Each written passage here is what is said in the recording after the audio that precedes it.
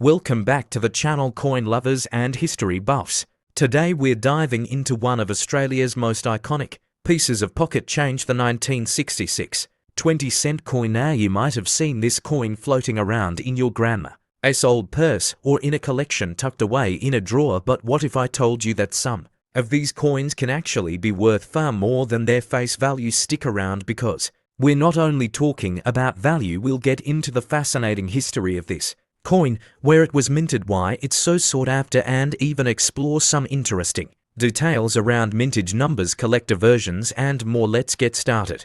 The 20-cent coin was introduced in 1966, the very year Australia switched from pounds, shillings, and pence to the decimal currency system. This transition was a major moment in Australian financial history. The new coins featured Australian wildlife, and the 20-cent coin was no exception. It proudly displays the iconic platypus designed by Stuart Devlin, Australia's goldsmith and jeweller to the Queen. His work gave the new coins an instantly recognisable look and feel, one that still endures in modern Australian currency today. Now here's where it gets interesting. Not all 1966 20-cent coins are created equal. Millions were minted, but there are different varieties depending on where they were produced. The majority were minted in Canberra at the Royal Australian Mint, but due to the sheer volume needed, the Australian government outsourced production to both the Royal Mint in London and the Royal Canadian Mint in Ottawa.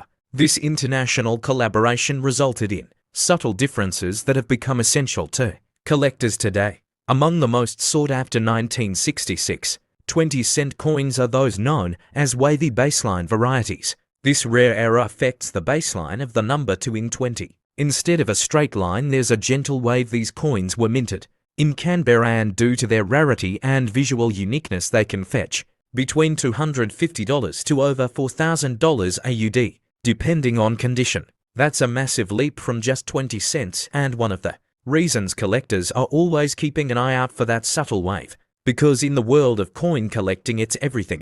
1966 20-cent coin that's been in heavy circulation with scratches and wear might be worth only a couple of dollars, but a mint state or proof quality version, especially one graded by a professional service like PCGS or NGC, can skyrocket in value. Collectors look for strong strikes, minimal wear, and original luster. Even without the wavy baseline error, a pristine coin can sell for between $10 and $100 plus, depending on the market. You might be wondering about the total mintage. Over 58 million 20-cent coins were produced in 1966 alone, an enormous number, but here's where it gets nuanced. The Canberra Mint produced roughly 30 million, London about 14 million, and Canada the remaining 14 million. The coins from different mints are nearly identical, but die characteristics and small flaws can help specialists trace their origin. Some collectors try to collect one from each mint. A full mint set of 1966 20-cent coins is a great entry point for new numismatists.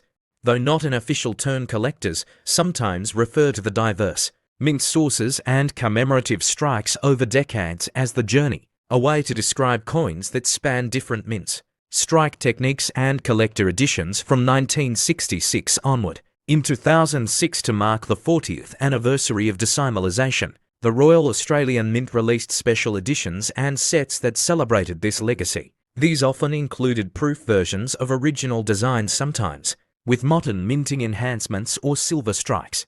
And if you're someone who wants to dive deeper into Australia's numismatic history, there are several worth exploring. The Royal Australian Mint offers subscription-based programs where you can receive exclusive releases, including commemoratives, limited runs, and beautifully presented proof sets. These often sell out quickly and gain value over time, especially when tied to anniversaries like the 40th or 50th year of decimalisation. So how do you know if your 1966 20-cent coin is worth keeping or selling? The first thing to do is inspect it under good lighting. Look for the wavy baseline, check the rim for double strikes or misalignments, and assess the wear. Then weigh it. It should come in at exactly 11.31 grams, made from 75% copper and 25% nickel. If anything seems off, it might be an error coin, which can boost its value significantly. You can also check coin forums, eBay, completed listings, or even submit it for professional grading. The 1966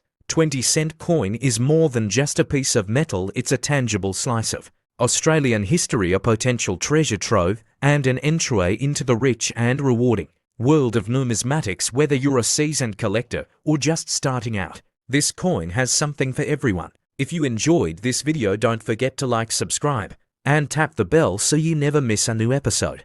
We've got more deep dives coming, including rare, errors, historic sets, and expert tips for collectors. Until next time, happy hunting.